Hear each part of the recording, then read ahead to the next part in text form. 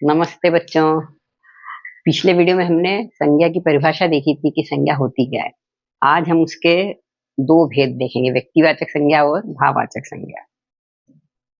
पहले व्यक्तिवाचक संज्ञा, तो जिस शब्द से किसी एक विशेष व्यक्ति, प्राणी, वस्तु या स्थान के बारे में पता चलता है उसे व्यक्तिवाचक संज्ञा कहते हैं। जैसे ताजमहल आगरा में है, तो यहाँ ताजमहल से एक विशेष बिल्डिंग के बारे में और आगरा से एक विशेष शहर के बारे में पता चल रहा है। अब यदि हम कहें कि बच्चे स्कूल में पढ़ते हैं, तो यहाँ बच्चों से किसी विशेष बच्चों के, किन्हीं विशेष बच्चों के बारे में या स्कूल से किसी विशेष स्कूल के बारे में पता नहीं चल रहा है। सभी स्कूलों और सभी बच्चों के बारे में बात हो रही है कि सभी बच्चे स्कूल में पढ़ते हैं। परंतु यदि हम कहें कि अभिषेक दिल्ली पब्लिक स्कूल में पढ़ता है, तो यहाँ अभिषेक से एक विशेष बच्चे के बारे में और दिल्ली पब्लिक स्कूल से एक विशेष स्कूल के बारे में पता चल रहा है।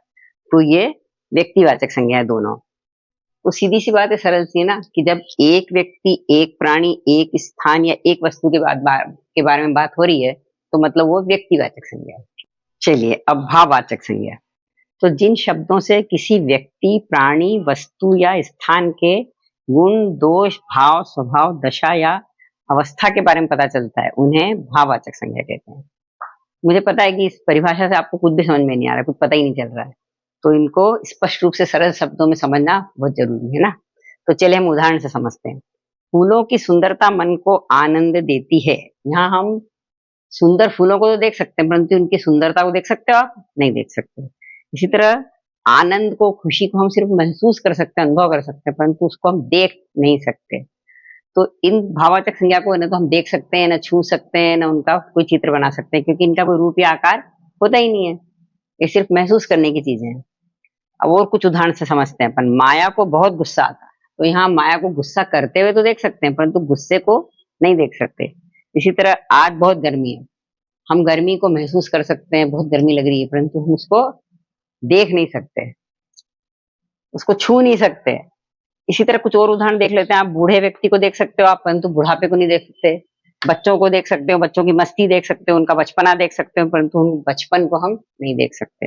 इसी तरह दया, डर, मिठास, दुख, ये सब जो भाव हैं, इनको हम सिर्फ महसूस कर सकते हैं, देख नहीं सकते। तो भाववाचक संज्ञा का मतलब ये हुआ कि इनको हम देख नहीं सकते, सिर्फ हम महसूस कर सकते हैं। जैसा कि हमने भाववाचक संज्ञा की परिभाषा में देखा था कि किसी व्यक्ति, वस्तु या स्थान के गुण, दोष, स्वभाव, दशा या अवस्था तथा भाव के बारे में बताने वाले शब्द भाववाचक संज्ञा कहलाते हैं। तो सब इनको थोड़ा सा और डिटेल में समझने की जरूरत है ना। तो सबसे पहले अपन गुण दोष को देखते हैं, जैसे अच्छाई, बुराई, सरलता, कठोरता। जैसे राम एक बहुत अच्छा लड़का है और विजय एक बहुत बुरा लड़का है। तो यहाँ अच्छा और बुरा क्या है? विशेषण है। तो इन विशेषण से अच्छाई और बुराई ये भाववाचक संज्ञा बनी। इसी तरह से सर्वनाम, क्रिया, व्यय, इनसे भी भाववाचक संज्ञा बनती। तो इनको हम एक अलग वीडियो में समझेंगे, ठीक है। अब अगला आता है स्वभाव, जैसे कि मिठास, कड़वाहट, कोमलता, चिकनाहट। आम में मिठास है, तो आम में स्वभाव से ही मिठास है, प्रकृति ने उसको मीठा ही बनाया है। इसी तरह से करेले में स्वभाव से ही कड़वाहट है,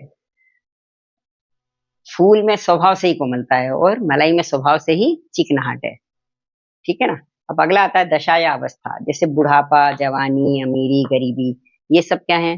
मनुष्य की दशा या अवस्था बता रहे हैं।